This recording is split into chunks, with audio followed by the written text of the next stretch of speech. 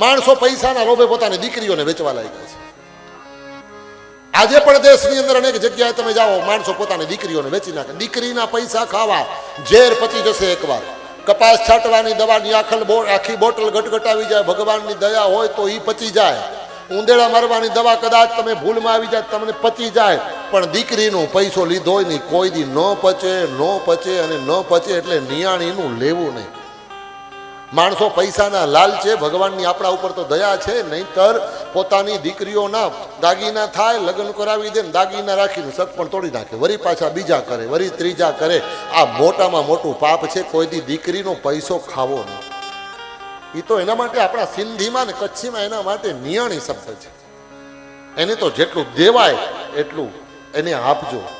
પણ સંપત્તિના લોભે પોતાની દીકરીના પૈસા, અમુક માણસો ધંધા કરી બેઠા છે, છૂટાછેડા કરાવે, વરી માની લે પાછી, અને વરી પાછા રાખે ને વરી પાછા.